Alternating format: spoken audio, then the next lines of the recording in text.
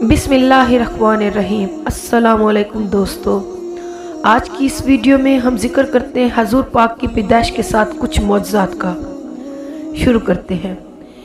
ایک مرتبہ صحابہ کرام نے حضور پاک صلی اللہ علیہ وآلہ وسلم سے عرض کیا کہ اے اللہ کے رسول، ہمیں اپنے بارے میں کچھ بتائیں گے؟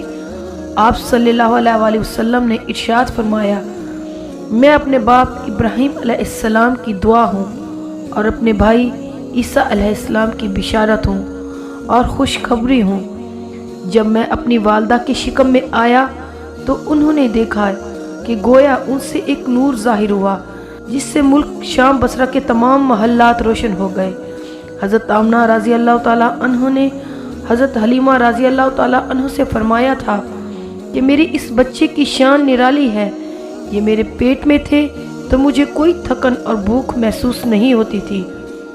حضرت عیسیٰ علیہ السلام وہ آخری پیغمبر ہیں جنہوں نے آپ صلی اللہ علیہ وآلہ وسلم کی آمد کی خوشخبری سنائی۔ اس بشارت کا ذکر قرآن مجید میں بھی موجود ہے۔ سورۃ صف میں اللہ تبارک و تعالیٰ فرماتے ہیں، اور اسی طرح وہ وقت بھی قابل ذکر ہے کہ جب عیسیٰ ابن مریم نے فرمایا کہ اے بنی اسرائیل، میں تمہارے پاس اللہ کا بھیجا ہوا نبی ہوں اور مجھ سے پہلے تورات آ چکی ہے اور میں اس کی تصدیق کرنے والا ہوں، اور میرے بعد جو رسول آنے والے ہیں ان کا نام مبارک احمد ہوگا، میں ان کی بشارت دینے والا ہوں۔ اب چونکہ حضرت عیسیٰ علیہ السلام بشارت سنا چکے تھے، اسی لیے ہر دور کے لوگ آپ صلی اللہ علیہ وآلہ وسلم کی آمد کا بے چینی سے انتظار کر رہے تھے، اور ادھر آپ صلی اللہ علیہ وآلہ وسلم کی پیدائش سے پہلے ہی حضرت عبداللہ انتقال کر گئے تھے۔ سابقہ کتب میں آپ صلی اللہ علیہ وآلہ وسلم کی نبوت کی ایک علامت یہ بھی بتائی گئی ہے کہ آپ صلی اللہ علیہ وآلہ وسلم کے والد کا انتقال آپ کی ولادت سے پہلے ہو جائے گا۔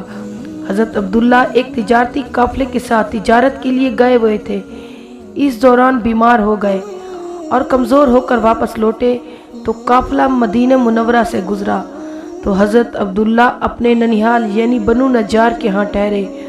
ان کی والدہ بنو نجار سے تھیں، 1 ماہ تک بیمار رہے اور انتقال کر گئے، انہیں وہیں دفن کر دیا گیا۔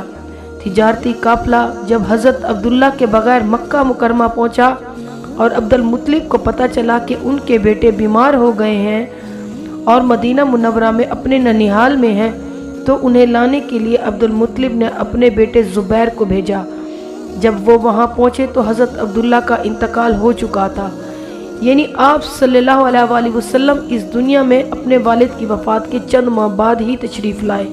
حضرت ابن عباس رضی اللہ تعالیٰ عنہ کہتے ہیں کہ حضور پاک صلی اللہ علیہ وآلہ وسلم اس دنیا میں تشریف لائے تو آپ کی انون نال کٹی ہوئی تھی، کیونکہ انون نال کو بچہ پیدا ہونے کے بعد دایا کاٹ دیا کرتی ہے۔ حضرت عبد المطلب یہ دیکھ کر بے حد حیران ہوئے اور خوش بھی ہوئے۔ آپ صلی اللہ علیہ وآلہ وسلم کی پیدائش سے پہلے مکہ کے لوگ خشک سالی اور قحط کا شکار ہو چکے تھے، لیکن جو ہی آپ صلی اللہ علیہ وآلہ وسلم اس دنیا میں تشریف لانے کا وقت قریب آیا تو بارشیں برسنے لگی، خشک سالی دور ہو گئی، درخت ہرے بھرے ہو گئے اور پھلوں سے بھر گئے، زمین پر ہر طرف سبزہ ہی سبزہ نظر آنے لگا۔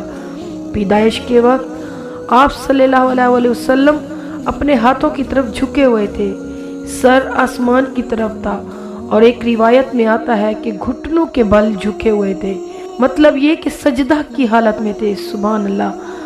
آپ صلی اللہ علیہ وآلہ وسلم کی مٹھی بند تھی اور شہادت کی انگلی اٹھی ہوئی تھی۔ حضور پاک صلی اللہ علیہ وآلہ وسلم فرماتے ہیں، جب میری والدہ نے مجھے جنم دیا تو ان سے ایک نور نکلا اور اس سے شام کے محلات جگمگا اٹھے۔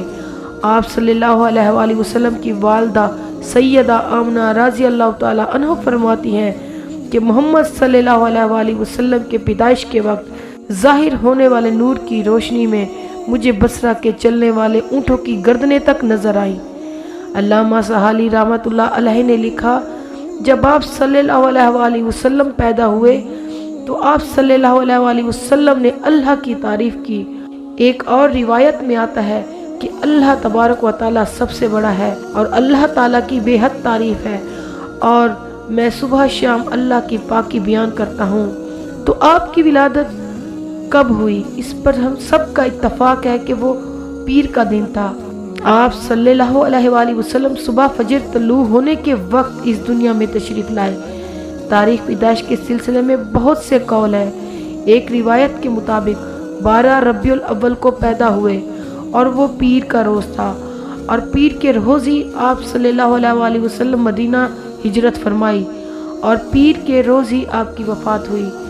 تو آپ صلی اللہ علیہ وآلہ وسلم اللہ کے آخری رسول ہیں اور آپ آخری ہی نبی ہیں۔ آپ صلی اللہ علیہ وآلہ وسلم کے بعد کوئی نبی نہیں آئے گا۔ دوستو، امید ہے میری ویڈیو آپ کو بہت پسند آئے گی اور کافی انفارمیٹو ہوگی۔ تو اگلی ویڈیو کے لیے میرے چینل کو لائک، سبسکرائب اور شیئر کیجئے، اور ساتھ میں گھنٹی کے بٹن کو دبائیں تاکہ آنے والی نوٹیفیکیشن آپ کو بر وقت مل سکے۔ تب تک کے لیے اللہ حافظ، جزاک اللہ۔